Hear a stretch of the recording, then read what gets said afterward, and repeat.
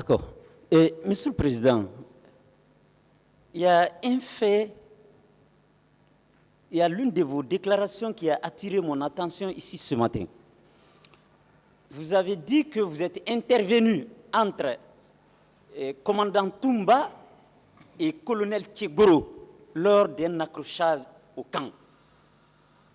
Est-ce que c'est cet accrochage qui a permis à Toumba de faire quitter colonel Tchegoro du camp pour le faire loger en arrière-camp?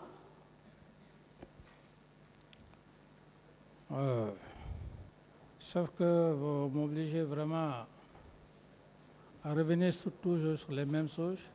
J'ai été très clair avec vous, maître, ici pour la première fois. J'ai dit quand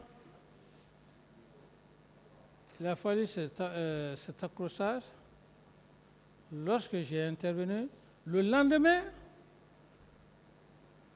c'est l'argument du général Sekouba qui vient dire au colonel Tiburo que vous ne pouvez pas rester ici, vous ne pouvez pas vous comprendre avec les bérets rouges.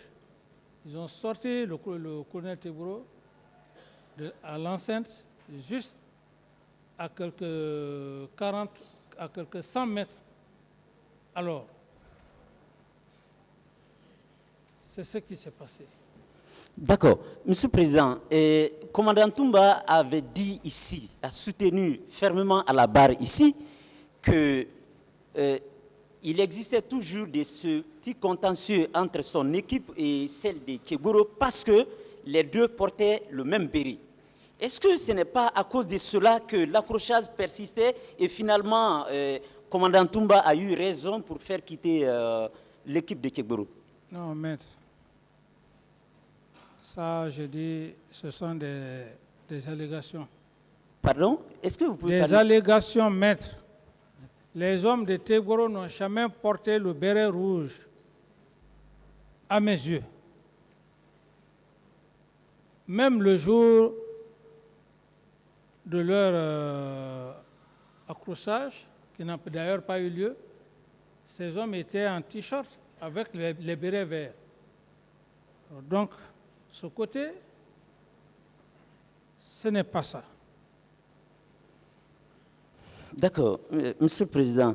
Alors, je voulais savoir, ici vous avez bien confirmé devant ce tribunal que vous aviez un service de renseignement très bien à l'époque de votre règne.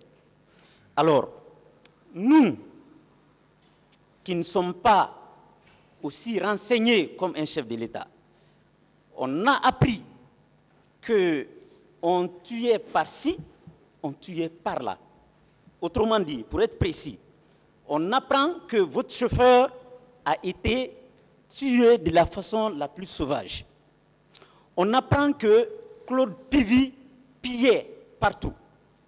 On apprend que commandant Toumba a été au stade et il y a eu assez de morts par son fait. Alors, Monsieur le Président, avec tous les renseignements que vous devriez avoir de par vos services de renseignement, votre conviction personnelle a été établie contre qui et qui pour les différents faits que je viens de vous citer? D'abord, je commence par rectifier le premier passage que vous voulez me compromettre très dangereusement devant le tribunal. Lorsque vous dites, c'est pourquoi, maître, il faut qu'on soit concentré quand les gens sont là, chercher à les écouter ou à repasser ce qu'ils ont dit. Qui a dit devant l'auguste tribunal de Monsieur le Président, est-ce que capitaine Dadis a dit devant l'auguste tribunal que j'avais un service de renseignement? D'ailleurs, quand la question a été posée, je me suis dit que je n'ai pas eu cette chance-là. Donc, si vous voulez aborder vraiment votre question, ne faites pas allusion au cas du tribunal, parce que ce n'est pas vous qui me jugez. Moi, je cherche à vous satisfaire, mais c'est le tribunal. Donc, si vous engagez ou si vous dites un langage qui peut me compromettre, avant de répondre à votre question, je rectifie d'abord. Merci. On est d'accord? Maintenant, reposez votre question maintenant. Alors, Monsieur le Président, je suis vraiment ferme là-dessus. J'ai cru entendre que vous aviez un service de renseignement. Mais vous dites que vous n'en aviez pas. J'accepte. Vous, en votre qualité de président, à l'époque des faits, vous aviez affaire avec une armée non structurée, comme vous l'avez dit, comme vous disiez. Alors, nous, population civile, nous étions informés que Claude Pivy pillait. Nous étions informés que votre chauffeur a été sauvagement abattu.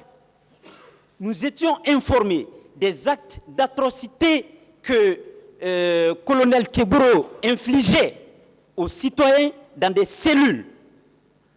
Alors, Monsieur le Président, vous, en votre qualité de président, est-ce que vous étiez informé de ces actes?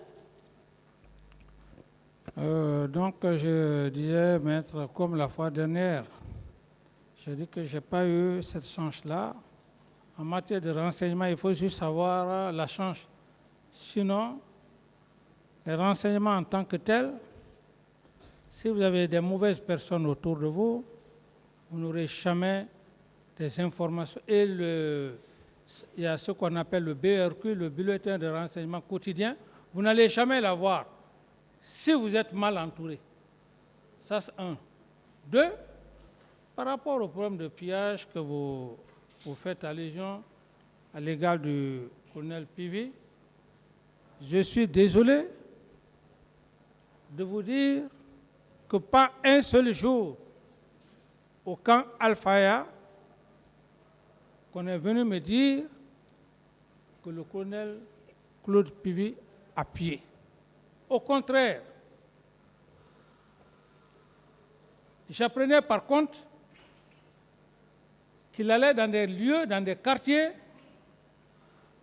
où ça n'allait pas. Ça, c'est le cas du colonel Claude Pivy. Si vous n'êtes pas convaincu, moi, ce que j'ai observé, ce que j'ai dit, que vous envoyez, je ne dis pas que ce que vous êtes en train de dire, je ne dis pas que non, que ça soit établi par A plus B, par un citoyen qui aurait fait ça, mais ce n'est pas à moi de vous dire qu'effectivement Claude Pivy a fait ça, alors que je ne l'ai pas vu faire ça. Ça c'est deux. Trois, le cas du colonel Teburo. C'est la même question, n'est-ce pas? Oui. Le cas du colonel Teburo. Le cas du colonel Teburo dans son parcours, son fonctionnement. Ce que je cherche, il était félicité par beaucoup de gens. Je ne dis pas que c'est tout le monde. Parce que c'est aujourd'hui qui est arrivé, c'est aujourd'hui qui est arrivé. Qu'on soit honnête, qu'on soit sincère. Au moment où il y avait le grand banditisme ici à Conakry, à l'époque, toute la population était très, très satisfaite de leur sortie. On peut maintenant transformer, parce que c'est aujourd'hui. Mais ce que moi j'ai constaté à l'époque, dans ces actions, dans ces missions régaliennes, c'est ça. Ensuite, le cas de mon chauffeur. Lequel des chauffeurs? Sankaran. C'est ce que vous avez comme un chauffeur qui a été assassiné. Voilà, c'est ce que je viens de vous dire, maître. On tire sur moi à Koundara.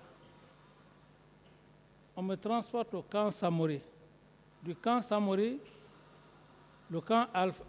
l'armée de l'air. De l'armée de l'air, on m'amène au camp Al-Faya. Cette même nuit, maître, suivez-moi. Très bien. Cette même nuit, on fait les examens, les scanners, ainsi de suite. Cette même nuit, on me transporte pour le Maroc. Comment est-ce que, dans mon état où je me trouvais, comment est-ce que je pouvais me rendre compte que Sankara est décédé? C'est ce que je viens de vous dire. Je dis, c'est plus tard, quand je suis allé au Burkina Faso, qu'on m'a informé de la mort de tous ces gens. Feu Joseph Makambo, paix à son âme, et Sankara.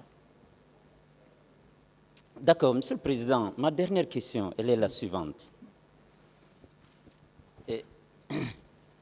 En votre qualité de président, de chef d'État d'alors, sachant que vous étiez le garant de la sécurité de la population et de leurs biens, Monsieur le Président, de tels carnages s'effectuent pendant votre règne. Êtes-vous indirectement et moralement responsable, oui ou non? Non, je ne suis pas pénalement responsable. Moralement, je suis choqué même où je suis, à l'heure où je suis assis. Même après le procès, quand je serai acquitté, je sais que M. le Président va m'acquitter, je serai toujours choqué. Suivez-moi. Ce n'est pas mon acquittement, quand ça va arriver, qui va dire que je ne suis pas choqué. Moralement, je suis choqué. Parce que ce sont des âmes innocentes qui ont perdu la vie.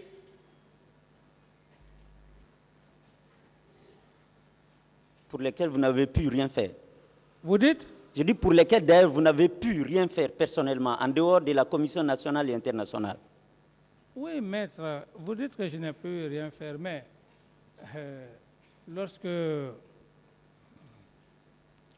quand il y a eu le cas des blessés, ce que j'ai pu faire, je n'ai rien fait.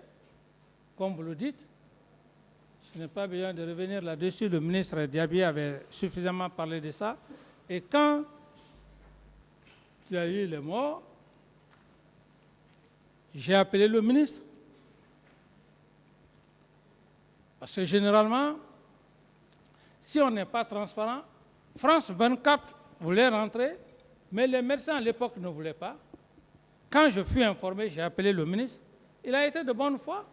Les corps que vous avez vus exposés à chose, comme on appelle, à Faisal, je lui ai donné instruction. Je dis, laisse France 24 filmer. Alors, si dans tout ça, vous dites que je n'ai rien fait. Non, c'est au titre de la sanction que je parlais.